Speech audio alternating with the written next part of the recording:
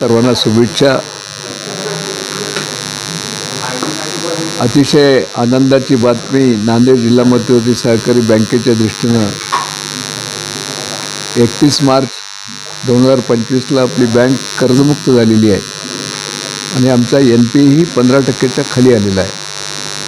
ही फार मोठी प्रगती गेल्या 1-1.5 वर्षामध्ये आम्ही करू शकलो आणि यासाठी आम्हाला महाराष्ट्राच्या पातळीवर उपमुख्यमंत्री अजितदादा पवार, माजी मुख्यमंत्री अशोकरावजी चव्हाण, राज्याचे सहकार मंत्री बाळासाहेब पाटील यांचं सहकार्य मिळालं आणि आपल्या कंधारचे आमदार माननीय प्रतापराव पाटील यांनी सहकार्य केलं आणि आज आम्ही कर्जमुक्त झालेलो आहे। आम्हाला आता यावर्षी कर्मचारी भरतीची देखील परवानगी राज्य शासनाने दिलेली आहे। आम्हाला डिपॉझिट वाढलेले आहेत 117 कोटींनी, भागभांडवल वाढलेलं आहे, शेतकऱ्यांना कर्ज वाटप जास्तीचं झालेलं आहे। सर्वच पॅरामीटरमध्ये आपली बँक आता मराठवाड्यामध्ये नंबर 2ची बँक आहे। लातूर नंबर 1 आणि नंबर 2मध्ये आमची नांदेड जिल्हा मध्यवर्ती बँक आहे। यामध्ये आता आम्हाला कर्मचारी भरतीची फार मोठी अडचण होती। आमच्याकडे स्टाफ कमी आहे, 170 लोकांवर आम्ही ही बँक चालवतो। राज्य शासनानं आम्हाला कर्मचारी भरतीची देखील परवानगी दिली। येणाऱ्या 2 महिन्यामध्ये तेही प्रक्रिया पूर्ण होईल। आमच्या जे 63 शाखा आहेत बँकेच्या, त्यापैकी 59 शाखा या प्रॉफिटमध्ये आलेल्या आहेत आणि आपली बँक ही प्रॉफिटमध्ये आली। म्हणून मुद्दाम आज सर्व पत्रकार मित्राला आपण या ठिकाणी बोलवलं होतं। मी आमच्या बँकेच्या सर्व सभासदांनाही शुभेच्छा देतो।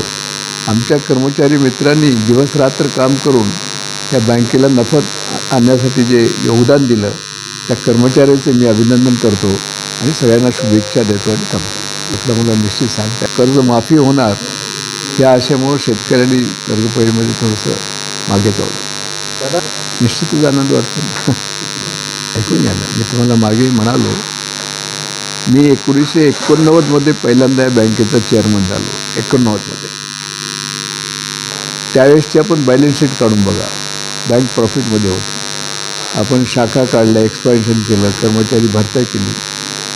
मग मी 91मध्ये मंत्री झालो, बँकेचे अध्यक्ष व्हायचा राजीनामा दिला। दुसरे बँकेचे काही लोक अध्यक्ष होते, त्यामध्ये काही अनियमितता झाली, त्याच्या विस्तारात मी जात नाही। आपल्याला ती बॅलन्स शीट सांगेल मी तुम्हाला। आता मी म्हणाल्याप्रमाणे राजकीय क्षेत्रामध्ये काम करत असताना टीकाटिप्पणीला सामोरं जावं लागतं आणि प्रत्येक टीकाटिप्पणीचं उत्तर देणं शक्य नसतं तुम्हाला माहिती आहे।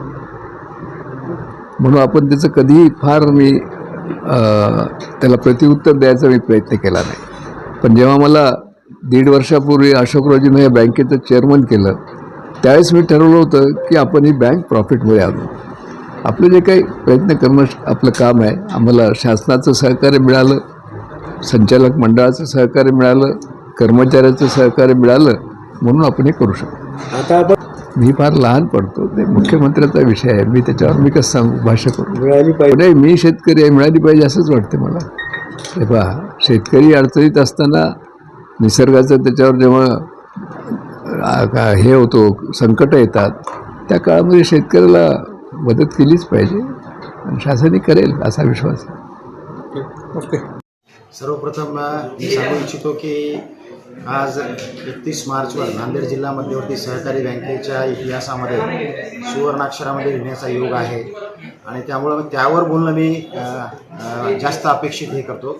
आणि यामध्ये बँकेचा 28 वर्षापासून जी बँक तोट्यामध्ये होती, तर ती तोटा पूर्ण नील करून बँक प्रॉफिटमध्ये आलेली आहे आणि बँकेचा NPA सुद्धा 15%च्या आत आलेला आहे। बँकेचे रिझर्व्ह बँकेच्या निकषाप्रमाणे सर्व पॅरामीटर्स जे आहेत ते आपण फुलफिल करतो आहोत आणि आता जे ग्राहकांना सेवा देण्यासाठी कर्मचाऱ्यांचा अभाव आहे, त्या संदर्भात सुद्धा शासनाने परवानगी दिलेली आहे आणि भरती लवकरच होईल।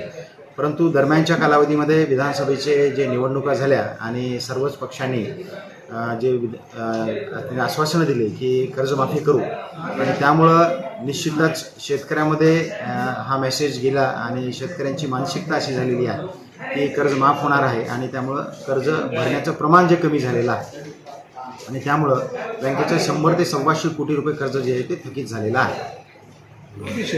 साधारणतः 20-21 हजार शेतकरी थकीत आहेत जिल्ह्यामध्ये.